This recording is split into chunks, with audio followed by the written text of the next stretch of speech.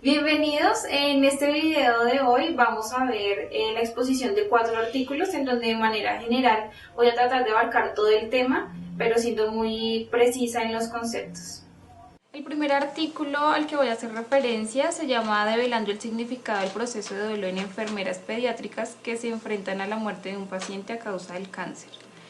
Lo que vemos en este artículo principalmente es la carga emocional que tienen las enfermeras dado al cuidado que tiene que ver con pacientes en los que a veces hay sentimientos de afecto, momentos de estrés, momentos de bienestar, de reflexión y pensamientos acerca de la carga que tiene que ver con el trabajo con las personas y momentos en los que hay desesperación tal vez y hay posiblemente episodios de tristeza en relación con los pacientes que se ven.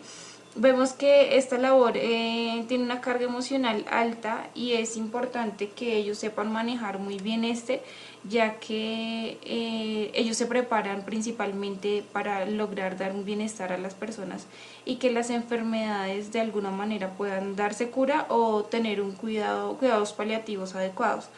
Sin embargo, se debe manejar el duelo de una manera adecuada y esta labor se ve un poco complejizada cuando el paciente que se tiene enfrente son niños, dado que los niños hasta ahora están iniciando su proceso de vida, tienen muchos proyectos, muchos anhelos, y el que se vea cortada su vida es algo que impacta más el área de enfermería, ya que estos son las personas que más se involucran, más tiempo pasan con los pacientes y dado a las características de la personalidad de los niños.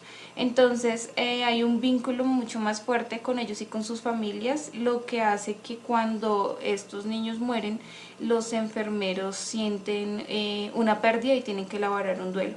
Entonces, en relación a esto es el artículo que estamos viendo y la manera en cómo ellos logran dar un significado diferente a la muerte para poder avanzar en este proceso. El objetivo principal de este artículo es develar el significado del duelo en enfermeros que enfrentaron la muerte de niños con cáncer.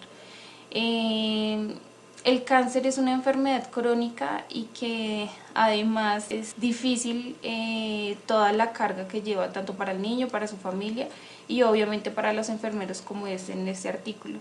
Entonces vemos que esta carga puede llegar a ser la causa de estrés burnout, que cuando nos referimos a burnout es la presencia de una respuesta prolongada de estrés en el organismo ante los factores estresantes emocionales e interpersonales que presentan en el trabajo.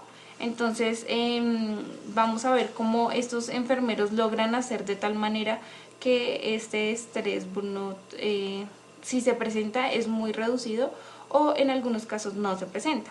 El método que se llevó a cabo en este artículo se utilizó un diseño de investigación cualitativa de tipo fenomenológico y justamente se funda en la filosofía desarrollada por Husserl y este paradigma nos permite describir y clarificar la experiencia tal como se vive y se construye desde la conciencia de la persona que porta el fenómeno de estudio. Es así que se toman entrevistas a profundidad con las personas, son 10 enfermeros, 9 mujeres y un hombre, que se presentaron voluntariamente firmando un consentimiento informado, lo cual permitió que las psicólogas pudieran a través de sus entrevistas llegar un poco a profundidad y grabar estas entrevistas para poder ser posteriormente transcritas literalmente. Uno de los criterios importantes para la inclusión para esta investigación fue considerar pues que trabajaran por más de 3 años en la unidad de oncología pediátrica, que vivenciaran la muerte de un paciente durante su cuidado mínimo y pues accedieron voluntariamente.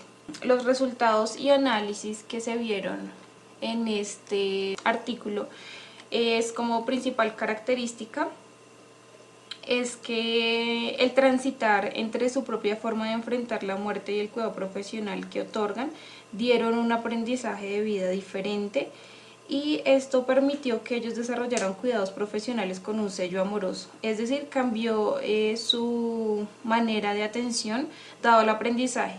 En estos resultados se dieron cuenta que hay que necesariamente elaborar, es un proceso de paso a paso, en el que ellos, uno de los criterios general que ellos tuvieron fue que por lo menos habían visto o habían estado presentes en la muerte de 10 niños.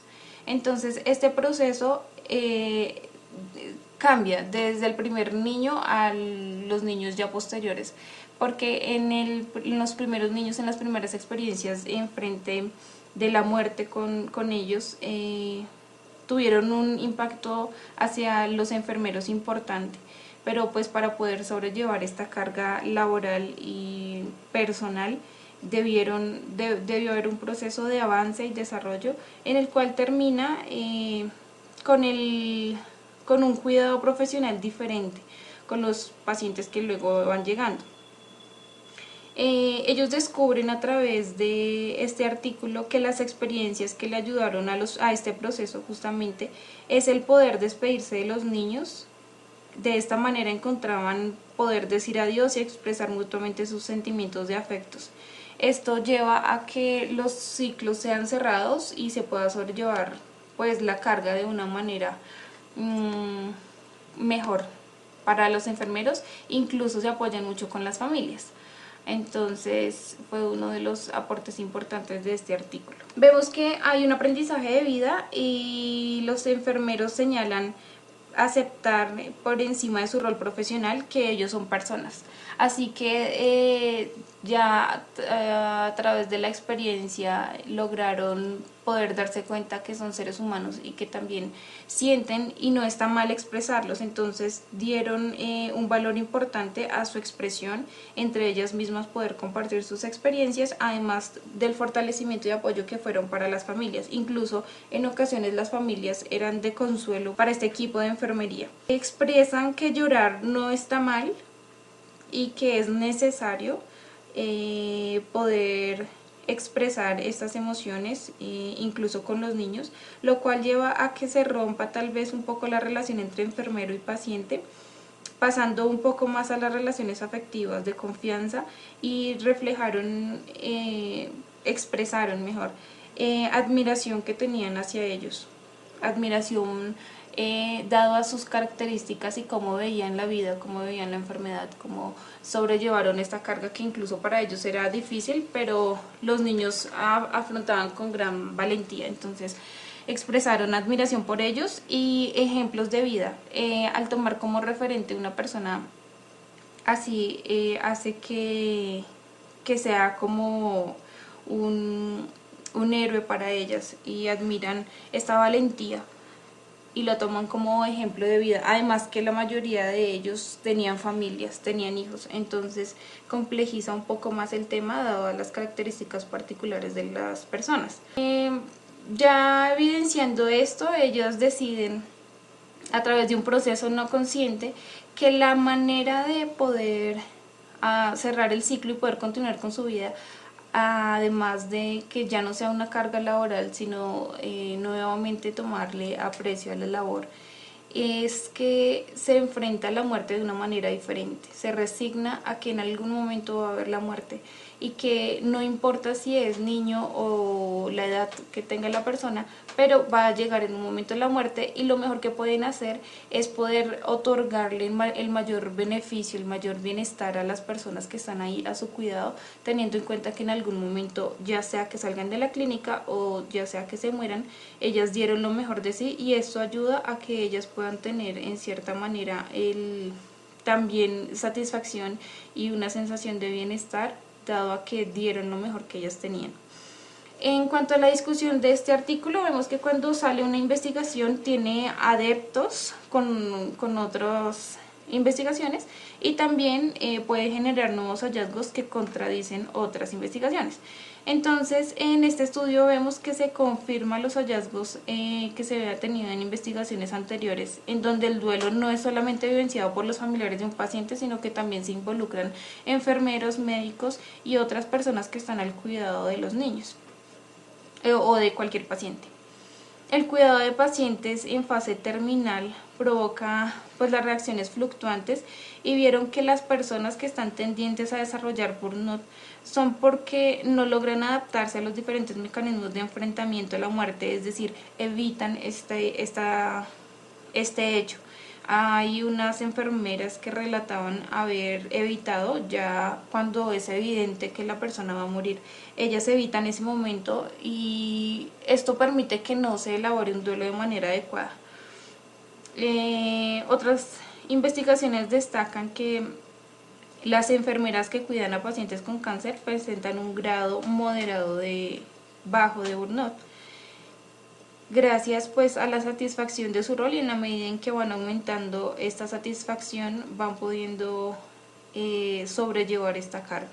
Las enfermeras deben ser capaces de aceptar sus propios sentimientos y esto es lo que les permite avanzar en su labor, ser conscientes de su vulnerabilidad, de sus limitaciones y poder expresarlos dentro del equipo de trabajo. Entonces poder ser abiertas a la expresión del propio duelo, a reconocer sus sentimientos y poder expresarse en una zona de seguridad que es justamente con los profesionales y con las familias.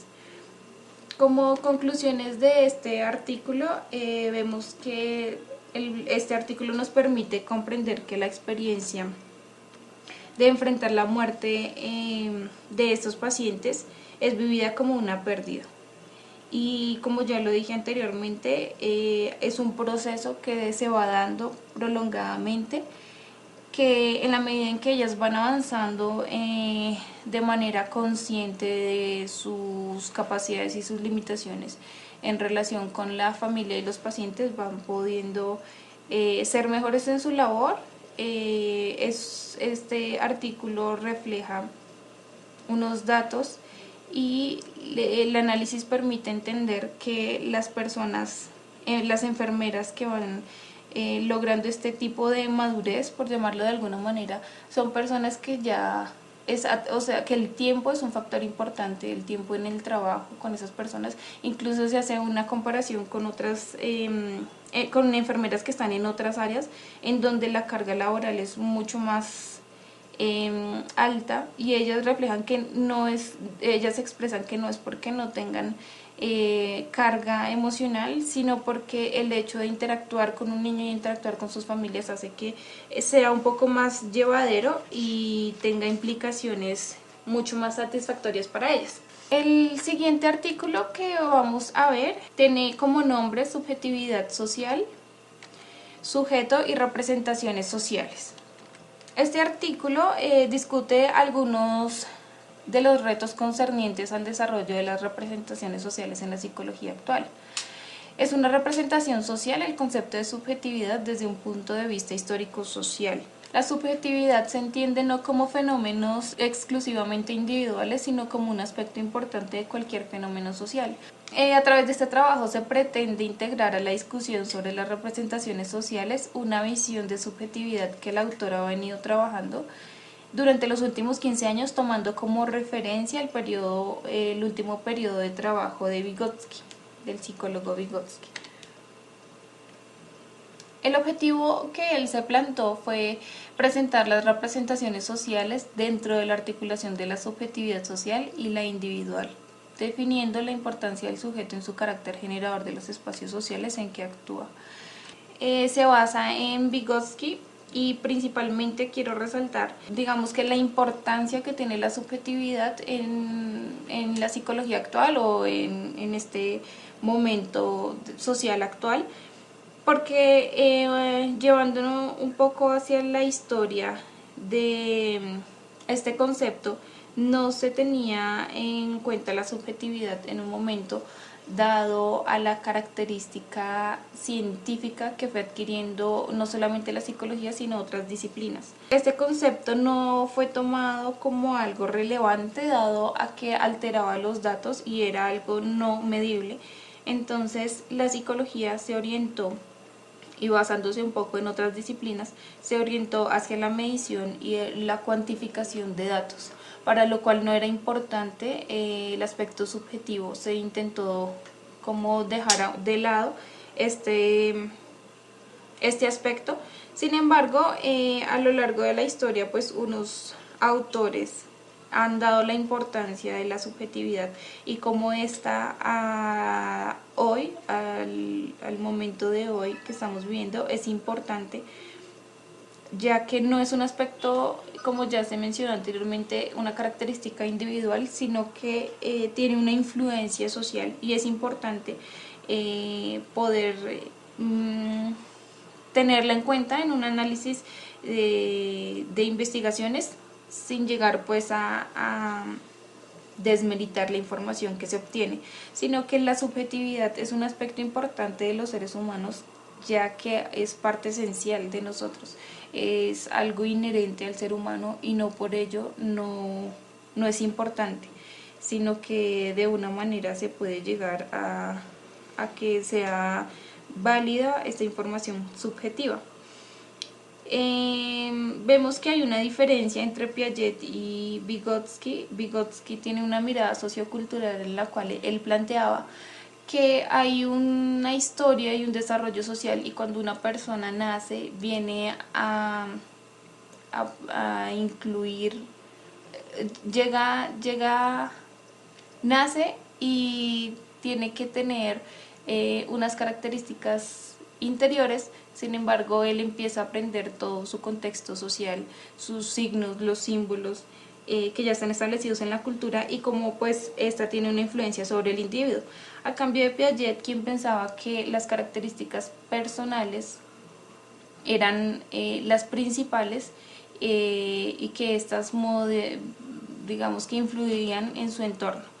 Vygotsky trata de tener en cuenta que sí, evidentemente hay unas estructuras y unas condiciones personales, sin embargo la influencia cultural es importante, ya que la relación incluso con la mamá es un factor externo y esta le enseña como todo el mundo que está alrededor de él.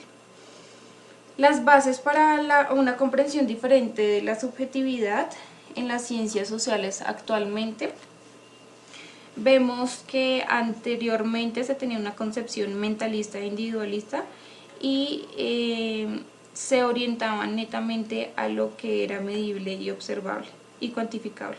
La filosofía kantiana y la hegeliana decía que la subjetividad se refería esencialmente a procesos que significan las estructuras y procesos esenciales que caracterizan la producción del conocimiento. Por lo tanto, que lo subjetivo aparece mucho más como una referencia genérica para significar procesos del sujeto que conoce y construye. En ese momento, el culto al objetivo en el desarrollo de la ciencia, después incluso de la aparición del positivismo, que intensificó todo este movimiento, generó una representación de la subjetividad, así como pues de la comunicación y procesos de distorsión del saber objetivo.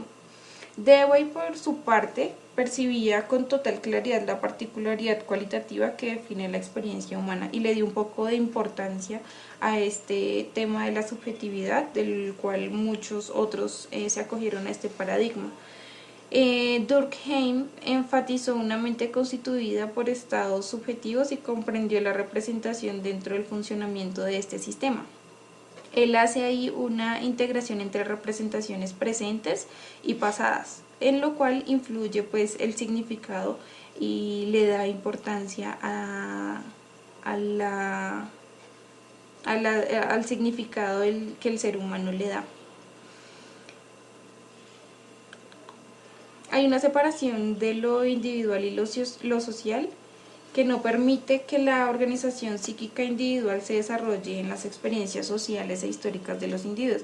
Es decir, que al dividir esto no estamos teniendo en cuenta al ser humano en todas sus dimensiones. Si le quitamos el aspecto subjetivo, a lo social tampoco nos llevaría a tener unos datos reales, sino a ser muy reduccionistas, y los seres humanos en su complejidad incluye también tener en cuenta aspectos que hacen parte de su significado personal. Así que Vygotsky estaba interesado en la elaboración del nuevo concepto de mente desde la perspectiva histórico-cultural, lo cual revolucionó en ese momento los paradigmas que habían. Dado que él murió a temprana edad, sus trabajos fueron entregados en Estados Unidos y estos lograron de alguna manera manipular la información y no incluir en su totalidad toda esta última parte que él desarrolló en cuanto a lo histórico-cultural. Sin embargo, ya después fueron recopilados y recuperados por otras personas que ya lograron dar continuidad un poco al ideal que tenía Vygotsky. La subjetividad en una perspectiva histórico-cultural es, digamos, que resaltamos los aspectos más importantes que dieron dos psicólogos, que fue Vygotsky y Rubinstein. Este último desarrolló el tema de conciencia y adquiriendo una nueva dimensión en relación con la forma que había tratado hasta aquel momento la psicología. Cuando este autor presentó el principio de la unidad entre la actividad y la conciencia, esta propuesta superó la orientación metafísica que había en ese momento. Así que revolucionó de alguna manera el conocimiento, lo que permite que hoy estemos tal vez hablando de subjetividad. Vygotsky en un principio se había enfocado en el trabajo con personas que tenían discapacidades, pero siempre digamos que trató de hacer una inclusión de varios aspectos, en lo cual en uno de ellos miró esencialmente diferentes tipos de deficiencia sensorial y mental en niños, lo que hace que nos acerquemos un poco hacia una experiencia particular y tomemos al individuo como con unas características diferentes a las de los demás. Es decir, al tener una deficiencia sensorial y mental, tienen unas características diferentes y la comprensión de la información es notoriamente diferente. Entonces él se acercó desde sus principales trabajos hacia esos aspectos. La subjetividad social es la forma que se integran sentidos subjetivos y configuraciones subjetivas de diferentes espacios sociales que se reflejan en otros espacios sociales. Es decir, que la persona tiene unos pensamientos, unos significados, unas creencias personales diferentes a los demás y esto permite que en otros espacios sociales diferentes puedan ser expresados y válidos totalmente. Entonces no todos los seres humanos nos comportamos y creemos de la misma manera, sino que cada uno con nuestras experiencias particulares tenemos la posibilidad de interactuar y de poder ver que también el otro en su complejidad tiene una perspectiva diferente y eso justamente hace que haya una construcción social, que haya una coparticipación en el conocimiento y el reconocer que la otra persona tiene unas características y pensamientos diferentes, hace que avancemos a nivel social también. Las representaciones sociales representan una producción de la subjetividad social, como estaba diciendo, y estas incorporan de forma inconsciente en los individuos, estas representaciones se incorporan en las labores cotidianas de los individuos. Es así que cada quien vive una experiencia diferente y construye socialmente un aspecto, puede ser laboral, académico o incluso en las relaciones de interacción interpersonal. Algunas de las consideraciones finales, ya culminando con este artículo, es que la unidad inseparable de lo simbólico y lo emocional característica a las diferentes actividades humanas y se configura de formas diferenciadas pero simultáneas, tanto en los procesos individuales como en los sociales. Y la subjetividad puede ser comprendida como un significado de la cultura y es importante. Ya vamos a continuar con el siguiente artículo, que se llama Análisis de los datos cualitativos. La investigación cualitativa intenta comprender un poco más allá de datos netamente numéricos, estadísticos, o solamente medición en cuanto ya sea numérico. Intenta ir más allá y comprender los discursos, comprender otros factores cualitativos. Sin embargo, no deja de ser investigación, y por ser investigación tiene un método riguroso científico que valida todos los hallazgos que se tengan. Así que en este artículo vamos a ver cómo lograr que estos datos cualitativos sean eficaces, sean verídicos, y que esta información hallada pueda ser estructurada de tal manera que a nivel investigativo tenga un aporte. Los conceptos de datos cualitativos varían, sin embargo, toma en cuenta la forma de palabras, describe la comprensión de la acción social y sus efectos, por lo cual son difíciles de medir, pero se puede lograr. Entonces eso es lo que vamos a ver en el artículo. Estos datos cualitativos son elaboraciones realizadas en contextos naturales, propias donde ocurren los fenómenos estudiados. Entonces hay una descripción, el procedimiento es descriptivo de lugares, objetos, personas y todo lo que rodee este fenómeno que nosotros queremos llegar a investigar. El dato cualitativo puede definirse como una elaboración primaria que nos informa acerca de la existencia de una realidad. Siempre se basa en una realidad e intenta llegar lo más cercano posible, según sea trazado el objetivo principal, hacia la realidad y los aspectos que va a tener en cuenta. Los datos cualitativos pueden presentarse como simples registros que dan fe de una realidad o informan sus cualidades. Y recogen, esta es una característica importante, que recogen una amplia y diversa gama de información. Es decir, no se limita a un solo aspecto, sino que tiene de una manera amplia, intenta llegar a tener la información relevante, la mayor cantidad de información relevante posible. Generalmente se recogen más a través de procesos diferentes investigativos que ya más adelante voy a nombrar, lo cual permite que esta información sea recogida con instrumentos que ya han sido estudiados y han sido validados a nivel investigativo. La información extraída es expresada a través del lenguaje y es plasmada en registros escritos. Vemos ahí que son importantes las entrevistas, los diarios de campo, los diarios anecdóticos, las bitácoras y cualquier instrumento que nos brinde información. Así que las fuentes de datos cualitativos son los resultados de las entrevistas. Las entrevistas deben tener una estructura o guiados bajo unos parámetros ya definidos previamente. El hecho de que sea cualitativo no quiere decir que no sea riguroso, incluso debe tener mucho más cuidado porque se tiene interacción directa con las personas en las cuales se intenta profundizar en la información. Así que la persona, el investigador debe tener muy claro lo que va a llegar a hacer, debe tener muy claro además la importancia de que la otra persona se sienta bien, de generar empatía, de generar un vínculo en donde sobrepase un poco el aspecto de que la persona se sienta tal vez vulnerada o utilizada para una investigación. Así que los resultados de las entrevistas son muy importantes, los documentos escritos, los comentarios en reuniones, las grabaciones, y todo lo que sucede pueda suceder en un trabajo de campo. Estas son unas de las fuentes más importantes para adquirir los datos cualitativos.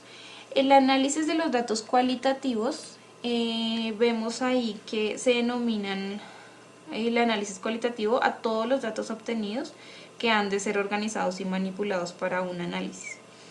El fin pues de este es establecer las relaciones e interpretaciones y extraer los significados más importantes del problema abordado. Con este análisis se busca examinar las partes de algo, intentando conocer las relaciones existentes entre cada una de las partes, con el objetivo para reconstruir el significado global.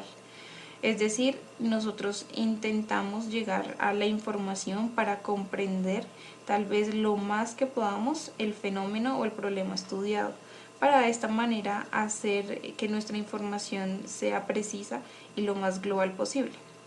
Hay unos pasos en el análisis de datos cualitativos, entre los cuales está la reducción de datos, en los cuales en este proceso hay una gran cantidad de información recopilada a través de entrevistas, a través de todos los instrumentos, que debe ser separada, debe ser identificada y clasificada y sintetizada y agrupada para poder lograr un mayor acercamiento a la información, logrando así categorizar la información y poder darle relevancia a los aspectos importantes y que haya tal vez que hayan común términos comunes entre la información recogida, se agrupan de tal manera que pueda ser más fácil el análisis de los datos y la interpretación de la misma.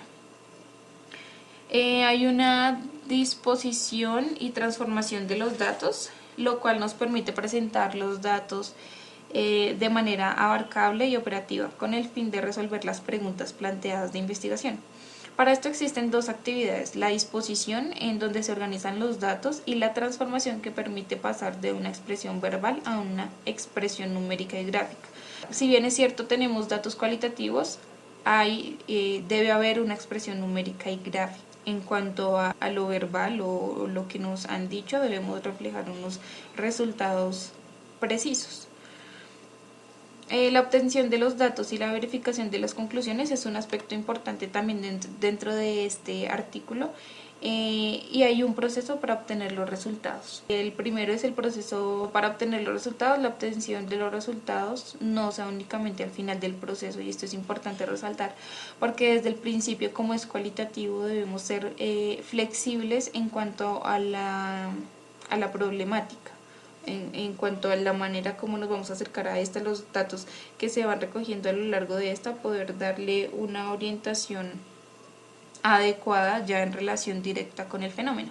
Entonces, la obtención de los resultados se va dando en todo el proceso, desde el inicio hasta el final. Y al analizar los datos debemos conservar la naturaleza textual, ya que se obtienen los resultados que se disponen a organizar a partir de un recuento de códigos. Ya es una de las maneras para poder recopilar la información, y los resultados pueden surgir de la comparación con otros escenarios, casos o situaciones similares al estudiado, a través de investigaciones de la vida real, experiencias que nos vamos dando cuenta de acuerdo a la profundidad que leemos al fenómeno. El otro son procesos para alcanzar las conclusiones, en donde la interpretación de los resultados nos llevan a las conclusiones, que pueden conducir a la creación y explicación de generalizaciones. Es así que unas estrategias que nos permiten integrar estos resultados son la consolidación teórica, la aplicación de otras teorías, uso de metáforas y analogías, y síntesis de los resultados por otros investigadores.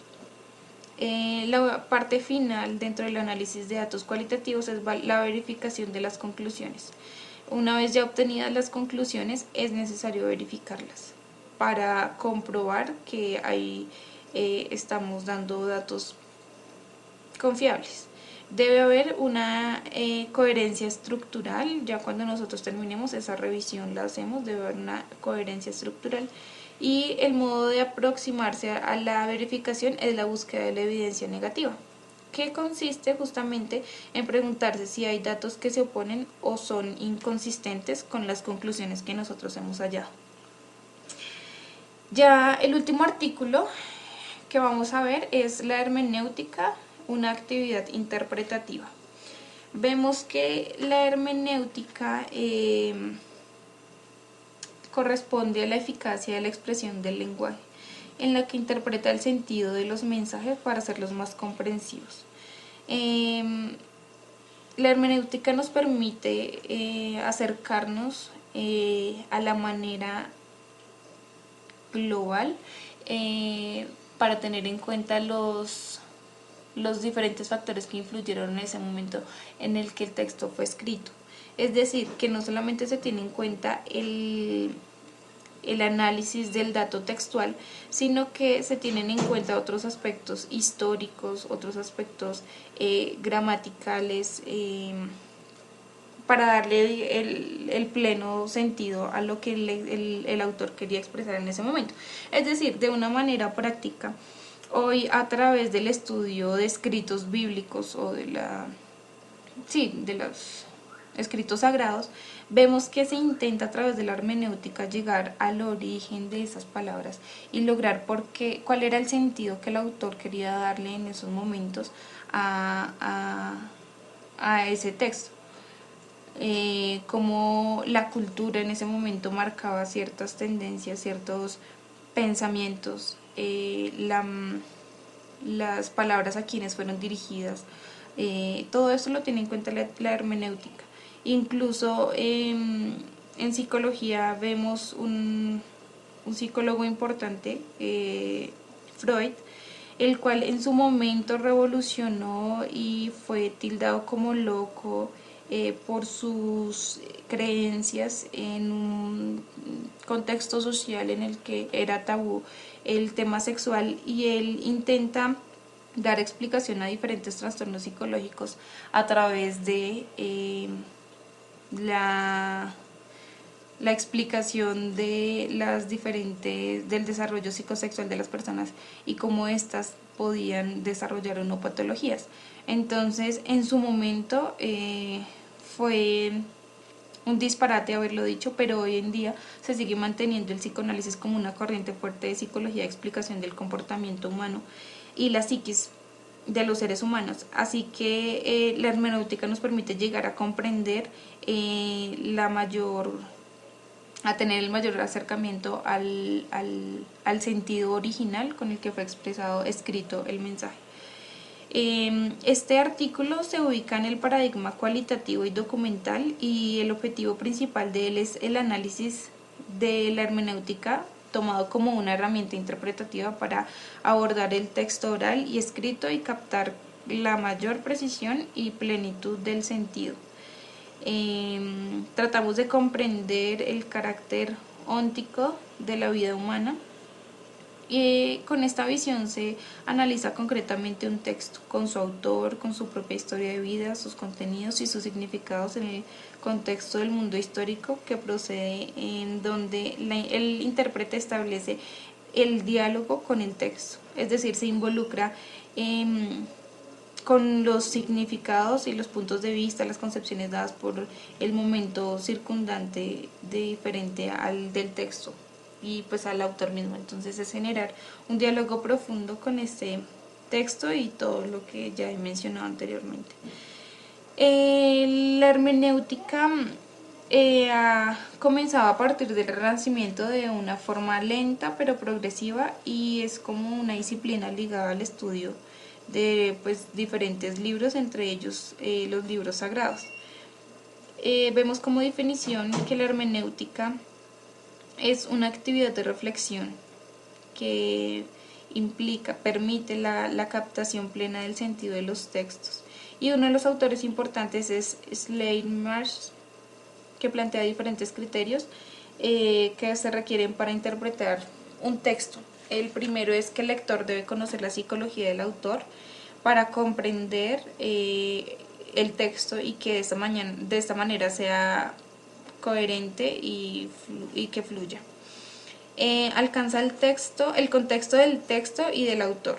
Entonces, lo que decía anteriormente, no es solamente tener el texto, sino entender todo el contexto del cual hablaba el autor y comprender el pasado para poder interpretar el texto. Y la tercera es interpretar